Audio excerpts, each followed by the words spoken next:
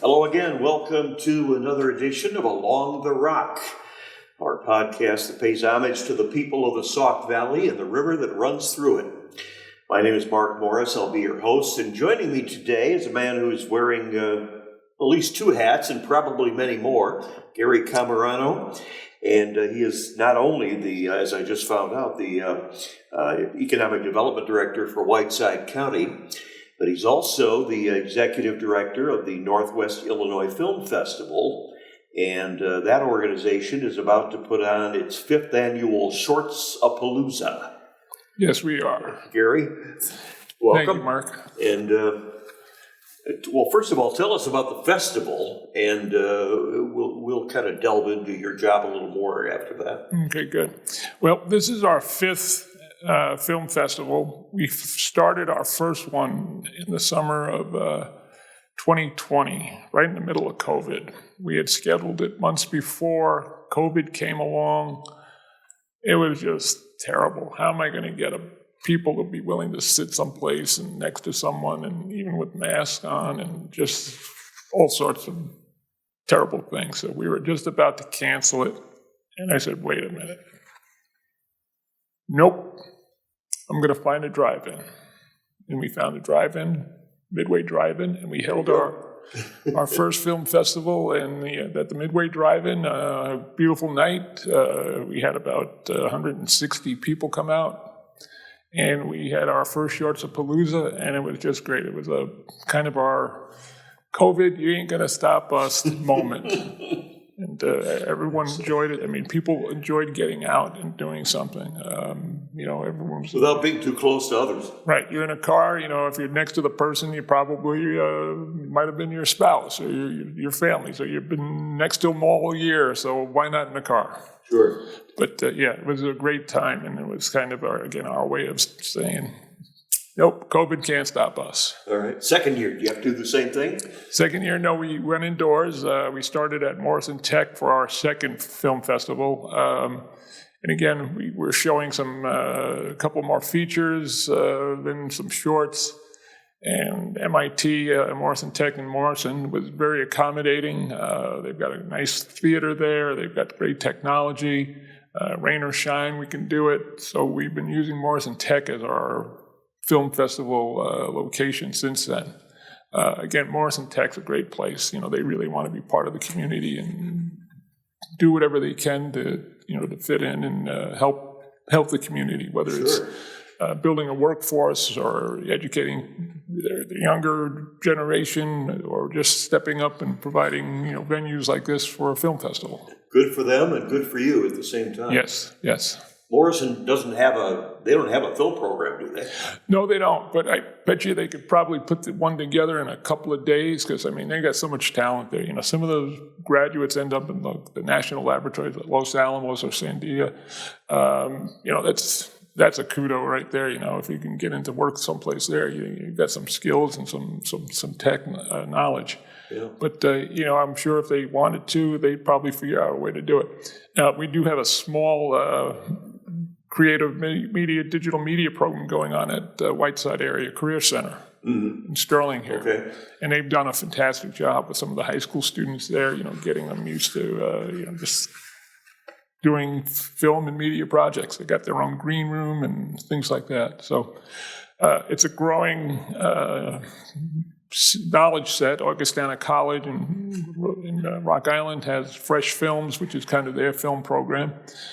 They've been producing some shorts that have gone on to get some national attention. They'll also be showing a short at this year's film festival, Code 23. So we do have some, the educational situations going on there.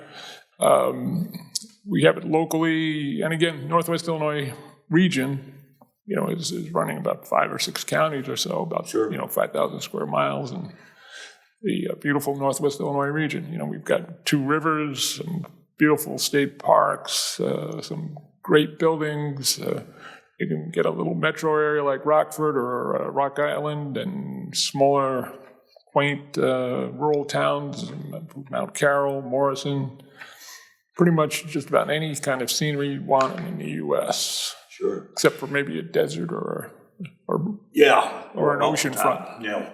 All right, there's kind of talking about two different things here. Number one, what is the benefit of the producers of these shorts? Why do they do it, and how does it help? Well, there are a lot of reasons. One, if you're a young filmmaker, this is kind of a way to show your skills and craft to the rest of the industry. It's better than a resume, which might be paper listing some things you've worked on. But here's something like almost like an audition tape. This is showing that you've got the creative ability to come up with a story that can make sense in anywhere from a minute and a half to a half hour on a short film. You can show that you can pull in the creative people that you need, writers, cinematographers, actors, and get out of them what you need. And sometimes it's, you might be, all three positions, the producer, the director, the writer, and maybe you end up behind the camera once in a while, in front of the camera once in a while. Yeah, so, right. so it's a great way for them to show their skills. It could also be, for example, if you have a larger movie concept, and you want to show a short, which would be kind of like a preview of what it could look like, and that could get picked up by someone saying, yeah, let's make a movie out of this, or maybe the first episode of a pilot. So it's a good way for them to hone their skills, also have something that they could show to people who are looking for talent and maybe their next project, and people move on. So it's a great way for them to get exposure. And, they say it takes 10,000 hours for you to become an expert at something. So this might be, one of this, a portion of those 10,000 hours that the people are working on to become great at what they want to do. Yeah. I mean, there are no overnight sensations. I think, I think you can say, yeah, he's an overnight sensation, 10 years in the making. That's what, especially with actors, that's what they'll say. I know I look fairly young, but I've been doing this since I was 15. Yeah. So you hand out awards, correct? Or recognition of some sort? Recognition, yes. We have the laurels for the film festival. We pretty much are telling everyone, you come on out here and just enjoy the shorts, ask some questions, meet the filmmakers, have the filmmakers kind of network between themselves, and it's just a good time. Eventually, we'll probably get to the point where, maybe we'll raise a little bit of money and say the winner gets, X amount in camera rentals or things like this. So we could be moving to that aspect soon. But in the meantime, it's more to let people have their exposure, to have a good time, to educate people that Northwest Illinois is out here. We're open for business as far as a film or media location. We'll do whatever we can to find you the right location, find the right people for you, just help out. Again, it's almost, multi-million-dollar, industry here in the state. State's got some great film incentives that attract projects. And again, kind of taking cue from one of the best movies out there, The Godfather. I just want to wet my beak. There you go. So the benefit then to the shorts producers are, of course, exposure and, as you say, trying to move up in the world. Right. The benefit to the county and the local and regional economy is, being able to show off what we have to offer from a visual perspective. Exactly. People might say, where was that filmed? And then at the end of the movie, you'll see, thanks to Whiteside County, film locations, blah, blah, blah, and so on. There's also the economic driver of when a project comes out here. That's outside dollars coming into the region. We've had some shoots last a few days, a few weeks. They'll occupy hotel rooms, Airbnbs, they'll spend money on food, they'll rent equipment, they may require a carpenter to come out and build a certain aspect to one of their sets that they're working on, and so on. Sure. In another area where I was the film office director, we had a film come out. Originally, they said they were going to do some B-roll, maybe send 3 people out for a day and a half or so. Sure. That's 3 people that are going to spend money on hotels and whatnot. we showed them locations. They got a call. I got a call about a week later, and it started out, Gary, we're going to have to change our plans. I'm thinking, oh, well, that means they're not coming out here, I guess. We decided to make this the primary location, and we're going to bring 90 people out for 10 days. So that's 900 hotel rooms. Okay, it's a lot of car rentals, a lot of food being consumed, painters and carpenters and security guards and locals being, production assistants and things like that. So it can be a driver to a local economy. And Sure. we might not be there yet. It's not like I have a 90-person, 10-day film in my back pocket. Right. But we will get there eventually. And people will come out and they'll spend money and get the area some recognition. So it's a... Well, let's get real here. What movie was that? That movie was Captain Fantastic. And it was shot in a couple locations. Part of it was filmed in the upper northwest forest. Viggo Mortensen played a father of, I think, 5 kids or so, and his wife. They were living off the grid up there. His wife passed away from cancer. The rich, angry father-in-law lived in what was going to be Phoenix, but was changed to Las Cruces. Uh-huh.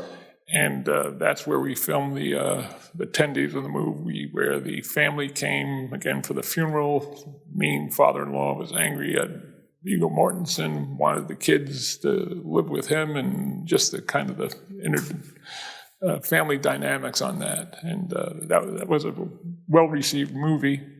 And again, 10 days, 90 people, it made a difference for a local economy. And you get a couple of those, maybe not every week, but enough that, things will happen. Word spreads. Yeah. They talk about the film industry being big, and of course it is.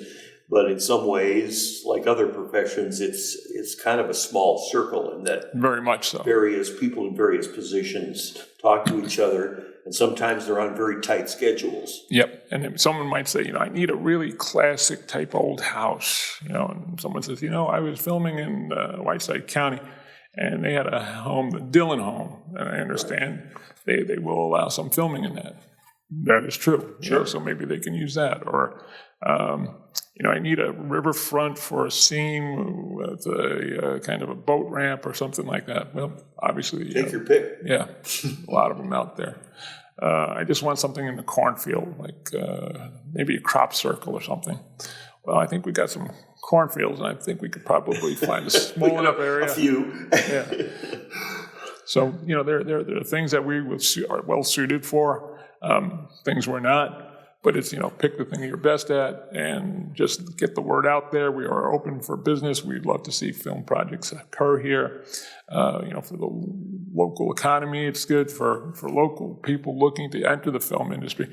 This might be a good way to be an assistant, production assistant. You might be standing there with a walkie-talkie, and the warder will come out and say, okay, don't let anyone come past you at this point in time. We're filming here for 3 minutes.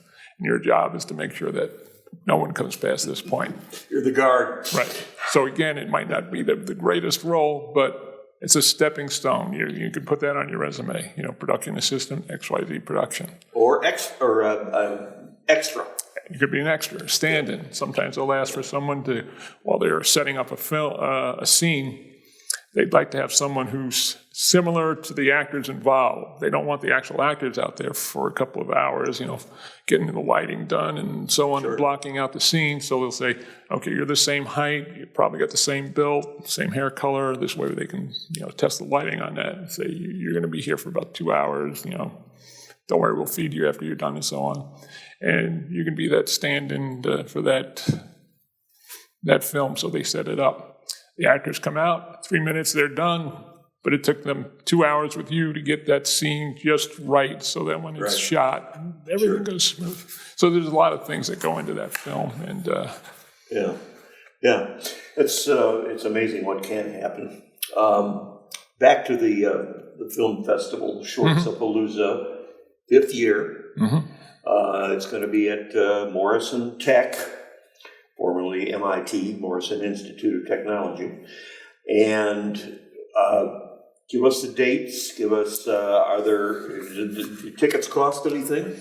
This is a free event. Okay. Basically, what we ask you to do is go to the Northwest Illinois Film Festival.com website, register for your tickets just to reserve your space, but it is a free event. It's April 9th, a Wednesday. Doors open at 6:30 p.m. We'll start screening at 7. How big is the house? Oh, it can hold a couple hundred people. About 200. Yeah.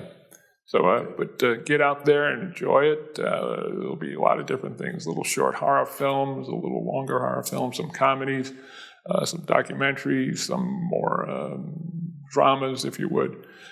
We've had some of their filmmakers. One of them came in, Patricia Fontaine, was working as a script supervisor on Chicago PD when she showed some of her first shorts here at the first festival. Over the last 2 years, she has now directed 6 feature films in the last 2 years, so the Hallmark Channel and Lifetime Channel. Matt Chichilla out of Rockford. His niche is more faith-based films, and now he's doing a little bit something different, but he's turned out quite a few films, a couple of features, I think 3 features, and about 3 shorts in the same period of time. He's gotten some acclaim at different film festivals, and he's really cooking. I call him the busiest man in Northwest Illinois filmmaking. He's always working. He's always coming up with a script idea and everything like that. So we've had some locals, the Rundles, Kelly and Tammy Rundle out of Moline here in the Quad Cities, Northwest Illinois. Their niche is documentaries, and they've won 5 Emmys so far for their documentaries. And they're going to be showing one of theirs called The Amish Incident, Wisconsin versus Yoda. And this goes to a court that made it to the Supreme Court involving the Amish community and the homeschooling, if you would. Right. And so they've done some great work on different subjects. And so there's a lot of different films out there, a lot of different genres, 3 hours, meet some of the filmmakers, ask a question or two, we'll take a break every once in a while, and I'll explain something that might be interesting to that film and so on. Sure. Now, the big place to go, or I shouldn't say to end up because they can go on from here, but Sundance, of course, is the one that everybody thinks of when you think of film festivals. Now, how does one get into Sundance? Well, what they do is they'll take submissions, and some they will recruit and so on because they like that filmmaker and they hear projects. But some for the different categories, they'll have feature films and, shorts and whatnot. It's a submission process, and they'll review it, and they'll say, yep, why don't we invite this person, and we'll get them here, and so on. Best of the best. Yeah. Yeah. So. Now, I think eventually you'll see some of our filmmakers end up in situations like that. Some have had their films shown in Cannes on different different levels, shorts and so on and so forth. So yeah, it's a good way to move up that ladder. Show people that you can do something with your short film. And it's kind of an audition tape, if you would, and off you go.